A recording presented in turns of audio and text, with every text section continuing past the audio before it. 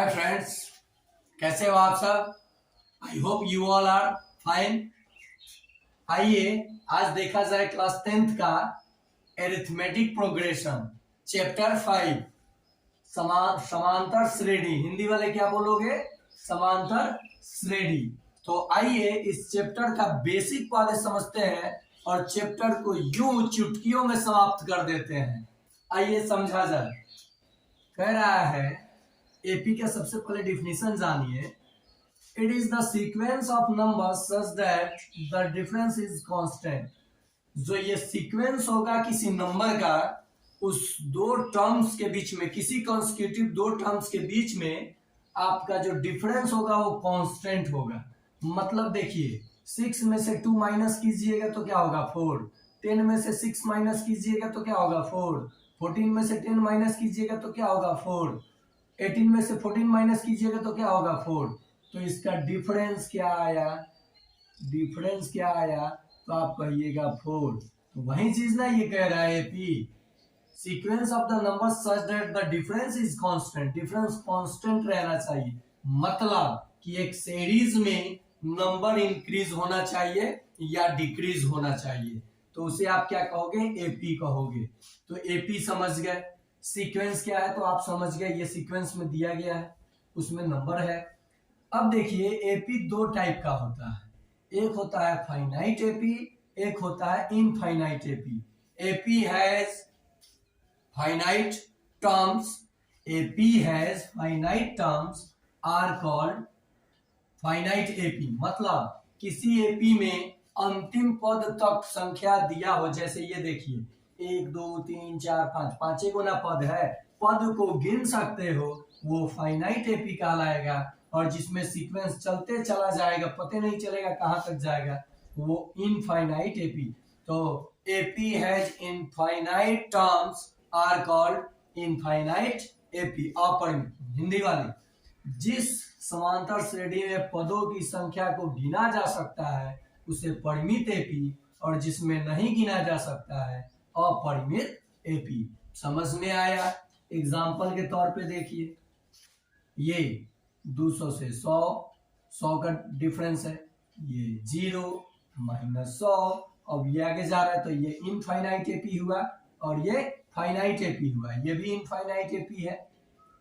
देखिए बाबू, standard form AP का जो टर्म दिया है उसका स्टैंडर्ड फॉर्म क्या होता है? तो ये आपका स्टैंडर्ड फॉर्म हो गया। आप इसको ऐसे भी लिख सकते हो लोग, देखो आप इसे, चलो रेड मार्कर से कर देते हैं ताकि आपको अच्छे से समझ में आएगा, दिखेगा भी। ये देखो, ये एपी का फर्स्ट टर्म कहलाएगा, एपी का फर्स्ट टर्म, ये सेकंड टर्म, ये थर्ड टर्म, ये फोर्थ टर्म। ये टर्म गिना जा सकता है। देखो सबसे पहले आप जान लो फर्स्ट टर्म को किससे डिनोट करते हैं। फर्स्ट टर्म को हम लोग डिनोट करते हैं स्मॉल लेटर ए से। कॉमन डिफरेंस को डिनोट करते हैं स्मॉल लेटर डी से। और टोटल टर्म्स को ए एन से। किससे? ए एन से। नंबर ऑफ टोटल टर्म्स, ये टोटल टर्म्स, और नंबर ऑफ टर्म्स को एन से। ये एन क्या है? Number of terms. हिंदी वाले समझ लो, प्रथम पद को ए से, सार्व अंतर को डी से, सार्व अंतर को डी से सूचित किया जाता है। कुल पदों को ए एन से या टी एन से, इसके जगह आप ये भी लिख सकते हो टी एन, एन या टी एन से, और पदों की संख्या को एन से। आप इसे राइट कर लो, तब ये बता रहा हूं कि कैसे आप कॉमन डिफरेंस निकालोगे और आगे के पद निकालोगे। देख बाबू, अब यही कहा कि सर कैसे एपी में है, तो देख √2, 8 को 2√2 लिख सकते हैं लोग, 18 को 9 2 18, 3√2 लिख सकते हैं लोग, और ये 16 2 32, तो 4√2 लिख सकते हैं लोग। आगे भी जाएगा। देखो कॉमन डिफरेंस कैसे निकलता है। A2 में से A1 घटाओ या A3 में से A2 घटाओ, जो मन करे वो घटाओ। तो आपने ये लिखा A2, देखो A2 क्या है 2√2, घटाओ A1 क्या है √2। देख बाबू यहाँ √2 दूगो है और यहाँ एगो है, तो दूगो में से एगो √2 निकलेगा तो √2 ना बचेगा।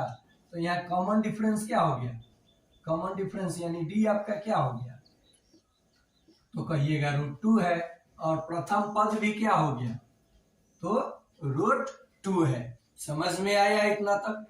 एकदम आसान है, बिल्कुल ये मुश्किल नहीं है, इसको आसान बना दिया जाएगा। तो ये आप समझ गए, टर्म समझ गए, एपी में कोई टर्म्स मतलब सीक्वेंस है कि नहीं आप देख के बता दोगे।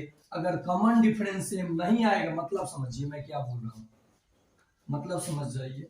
ये लो फिर मिटाया, मैं जो बताना चाहता हूँ आप अच्छे से देख के समझो। मेरे बताने का मतलब ये है कि मान लो यहाँ 2 है, 8 है, 6 बढ़ा 10 है, 12 है, 10। यहाँ से 6 बढ़ा है, यहाँ से 2 बढ़ा है और यहाँ से 2 बढ़ा है, तो ये एपी में नहीं है, क्योंकि जो इसका कॉमन डिफरेंस है वो कांस्टेंट नहीं है। तो एपी अब पहचान लोगे आप लोग आसानी से। हाँ अच्छा चलो, एक बच्चा कर रहा है सर 10 है, 5 है, 0 है, -5 है, यह एपी में है कि नहीं देख लो बाबू। यहाँ पे कॉमन डिफरेंस क्या आ रहा है, A2 -A1। A2 क्या है 5 -10, तो -5 आ गया कॉमन डिफरेंस, यानी डी आपका आ गया, डी आपका -5। 0 में से 5 माइनस कीजिएगा, A3 में से A2 तब भी क्या आएगा -5 आएगा। A4 में से A3 घटाइएगा, -5 में से 0 कम कीजिएगा तो -5 आएगा। कांस्टेंट आ रहा है तो ये भी एपी में है। समझ गए? ये ठीक से देख लो, समझ गए होंगे आप लोग, पूरा उम्मीद है। अब जरा देखो, प्रथम पद के लिए मान लो A1 के लिए आपने A लिखा, A2 के लिए आपने A+D लिखा, देख लो यहाँ विश्वास नहीं है। A3 के लिए आपने A+2D लिखा तो जी सर। ऐसे ही जब आप जाओगे, यहाँ 3 है तो एक कम, 2 है तो एक कम, 1 है तो एक कम। अब जब जाओगे तो AN के लिए आप क्या लिखोगे, तो 3 था तो एक कम लिखे थे, तो प्रथम पद तो लिखोगे ही लिखोगे प्लस 3 में से एक कम है ना किए थे, इसको आप कैसे लिखे थे 3 - 1 इंटू डी ना लिखे थे तबे ना 2D आया होगा। इसको आप क्या लिखे थे 2 - 1 इंटू डी, तबे ना आया होगा ये।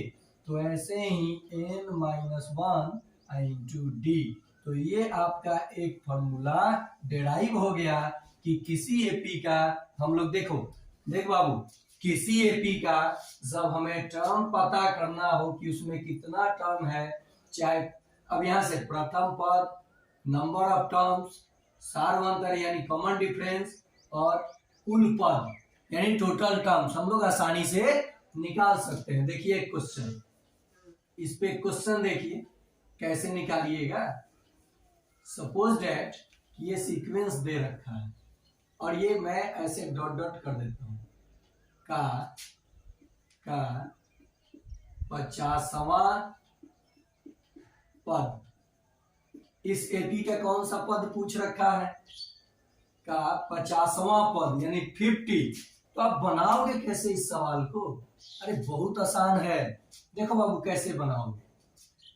प्रथम पहले क्या क्या दिया है लिखोगे गिवन, चलो इधर आ जाते हैं, आप लिखोगे गिवन A = प्रथम पद 2, कॉमन डिफरेंस यानी A2 में से A1 घटाओगे तो 6 - 2, जब भी सवाल बनाने को देगा तो एपी में रहेगा नहीं, तो ये आपका 4 हो गया।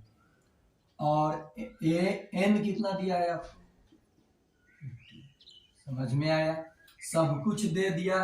अब हम जानते हैं an बराबर, क्या जानते हैं, an बराबर A+ 50वां पद पूछा है तो हम तो ये जानते हैं n - 1 इंटू डी, जानते हैं ना, जानते हैं कि नहीं जानते हैं, तो जानते हैं। अब देखो a प्लस n माइनस 1, तो 50वां पद पूछा है ना, तो 49d डायरेक्ट लिख सकते हैं हम लोग। a का value 2 plus 50 minus 8 into d का वैल्यू 4 आ गया। तो ये आपका हो गया 2 प्लस 49, नहीं तो मल्टीप्लाई हो जाएगा ना 4 से। तो देखिए 2 प्लस 9 4 जा 36 का 6 कैरी हुआ 3, 4 4 जा 16 और 3 90, तो 196 में 2 ऐड कीजिएगा तो 198, यानी इस एपी का जो 50वां पद आएगा वो क्या होगा, तो 198 होगा। इसको आप ऐसे भी बना सकते थे, लो समझ गए। इसको देखो आप कैसे बना सकते थे, वही चीज को आप कैसे करते, देख ले बाबू। इसमें करना क्या था कि 50वां पद पूछा था A50, तो लिखो a प्लस 49d, जितना पद पूछे उससे एक कम लिखो, बताया था अभी। ये 2 प्लस 49 और d जितना आया है लिखो, तो d यही आया है ना 4। अब देखो 2 प्लस जो वहां मल्टीप्लाई करके हम लोग लिखे थे 6, 196, तो 198 आंसर हो गया। समझ में आया? तो इतना इस पार्ट में कर लोगे तो मैं अगले पार्ट में आपको एपी का क्वेश्चंस कराऊंगा और फिर थर्ड पार्ट में सम ऑफ एपी करा दूंगा, तो आपका ये एपी समाप्त हो जाएगा। तो आज के लिए ये बेसिक टर्म आपको समझ में अगर आया हो तो आप शेयर करो, सब्सक्राइब करो और मुझे सपोर्ट करो। ओके, तो आज के लिए इतना ही।